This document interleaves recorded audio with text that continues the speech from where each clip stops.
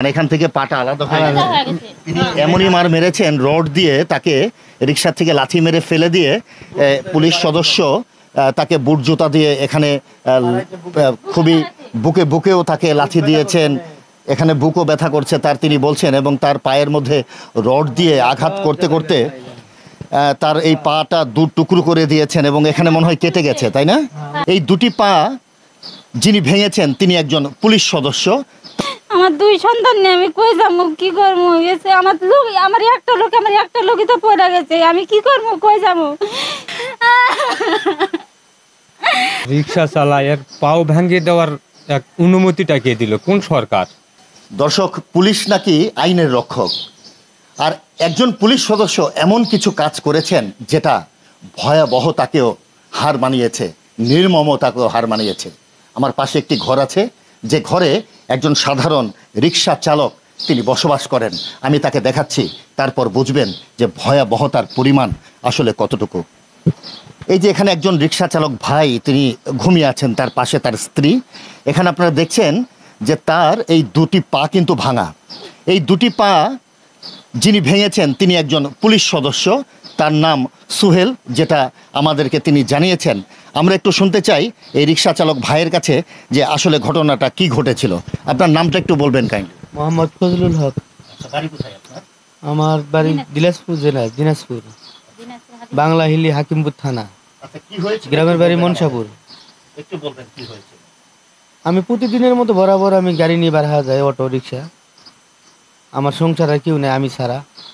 আমার ছেলে দুটা, স্ত্রী, আমি ছাড়া কোনো খাওয়ান জোড়ে না, প্রতিদিন যাইতেই হয় আমার। আমি সকাল 7টার সময় গাড়ি নিয়ে বাড়াইছি, পাকিজা থেকে গেন্ডা বাজার যাইতেছি আমি, আর টিপ নিয়ে।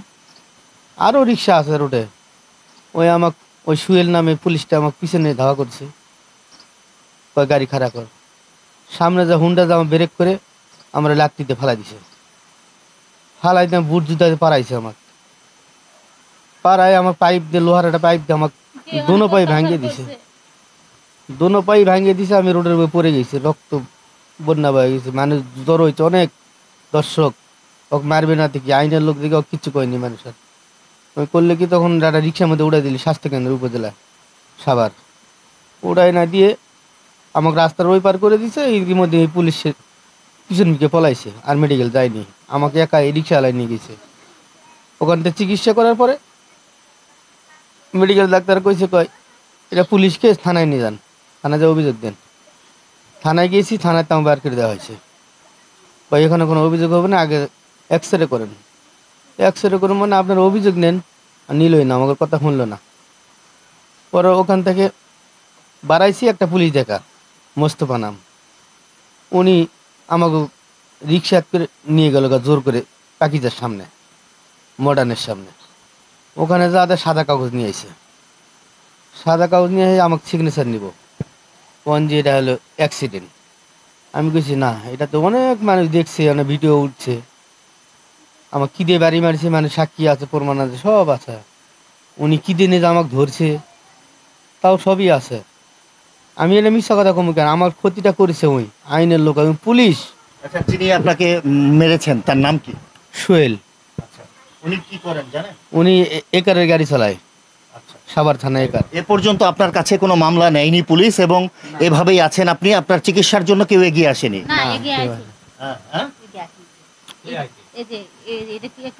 কে করেছে যে আপনার প্লাস্টার বা এগুলো? না, পুলিশে করছে, ওই করেনি। আর নাম কি আমি তা জানি না, আমি অন্য কেউ এসআইরা এসে করছে, উনি ছিল না ওই জায়গায়।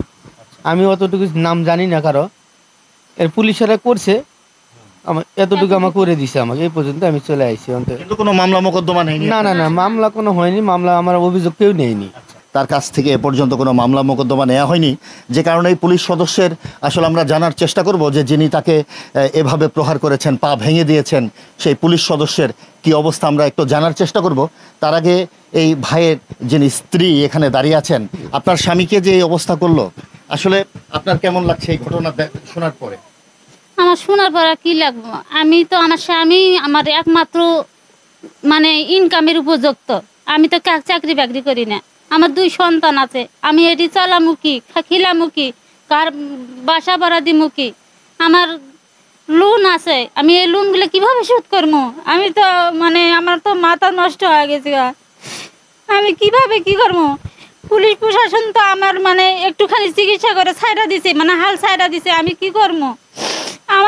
আমার আমি খামো কি পড়বো কি, এটি তো কোনো কিছু এখনো পুলিশ প্রশাসনের লোকেরা মানে দেখেনি বা কোনো কিছু কয়ে নেই আমার দ্বারাই। হ্যাঁ, মানে চিকিৎসা যা করতেছে ওরাই যা করতেছে একটু করতেছে, এইটুকুই। কিন্তু আমার যে আমি কি খাইতেছি কি নিতেছি এই পর্যন্ত আমার কোনো খোঁজ খবর নেয়নি ওরা। আমার 2 সন্তান নিয়ে আমি কই যাবো, কি করবো? এসে আমার একটা লোকই তো পড়ে গেছে। আমি কি করবো, কই যাবো? আমার কেউ 10 টাকা দিয়ে উপকার করবো, কেউ তো দিব না। আমার যাই মেন লোক সেই তো আমার পড়ে গেছে, সেই মানে নির্যাতন করছে। তাহলে আমরা যদি পুলিশ প্রশাসনের যদি আমরা না পাই, তাগো যদি আমরা হেল্প না পাই, তার এরা যদি নির্যাতন করে আমরা যাবো কই, কার কাছে যাবো বিচার চাওয়া? দর্শক, সত্যি হৃদয় বিদারক একটি দৃশ্য।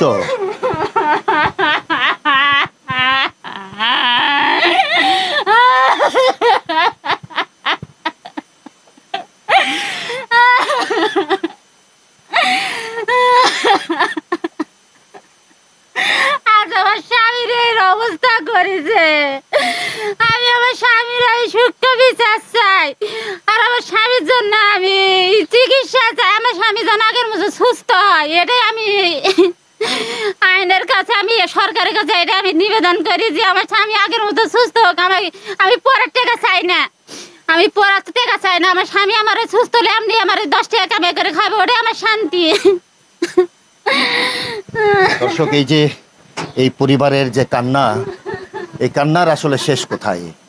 একজন পুলিশ সদস্য, তিনি আসলে মানবিকতার পরিবর্তে যে অমানবিক কাণ্ড করেছেন, আমরা জানি না তার কি অবস্থা হয়েছে বা পরবর্তীতে পুলিশ তার বিরুদ্ধে কোনো ব্যবস্থা নিয়েছে কিনা। তবে এই যে পরিবারের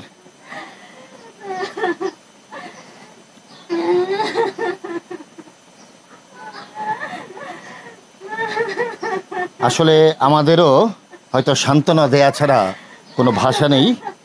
আমরা এটুকুই বলবো যে আমরা শুধু সান্ত্বনাই দিতে পারি আর আপনাদের কথাটা আমরা প্রচার করতে পারি, এছাড়া হয়তো আমাদের করণীয় আর কিছু নেই। আমি এখানে যিনি আছেন তার একজন ভাই, তিনি ঢাকা থেকে এসেছেন, তার এই দুর্ঘটনার খবর শুনে আমরা তার কাছে একটু জানার চেষ্টা করব। বলবেন আপনি? ভাই, এই রিক্সা চালায় এর পাও ভেঙে দেওয়ার এক অনুমতিটা কে দিল? কোন সরকার? এই যে পঙ্গু করে তুলি আমার ভাইকে, এটা সুস্থ কেমনে হবে এটা জানি না। এখন কোথায় নিয়ে গেলে কি হবে, এটা তো কোনো লোকের কোনো আমি হদিস পাচ্ছি না। যাই মারিছে সুয়েল, সে তো নাই, সে পালাতো। আচ্ছা, যাই হোক, যিনি তাকে প্রহার করেছেন বা এই পা ভেঙে দিয়েছেন, এই পায়ের মধ্যে কয়টা টুকরা হয়েছে জানেন? এক খণ্ড আলাদা হয়েছে, এখান থেকে আলাদা, এখান থেকে আলাদা হয়ে গেছে, মানে এখান থেকে পাটা আলাদা হয়ে গেছে। হয়ে গেছে। তিনি এমনই মার মেরেছেন, রড দিয়ে তাকে রিক্সা থেকে লাথি মেরে ফেলে দিয়ে পুলিশ সদস্য তাকে বুট জুতা দিয়ে এখানে খুবই বুকেও তাকে লাথি দিয়েছেন। এখানে বুকও ব্যথা করছে তার, তিনি বলছেন, এবং তার পায়ের মধ্যে রড দিয়ে আঘাত করতে করতে তার এই পাটা 2 টুকরো করে দিয়েছেন এবং এখানে মনে হয় কেটে গেছে, তাই না? এখানে কেটে গেছে তার মাথা। আমরা এটুকুই বলবো যে এই যে পুলিশ সদস্য যিনি এই কাজটি করেছেন, তার দৃষ্টান্তমূলক শাস্তি যাতে হয়, তার দৃষ্টান্তমূলক শাস্তি কিন্তু দাবি করেছেন এই এলাকার মানুষ এবং এই আহতের যারা পরিবার, তারা সকলেই।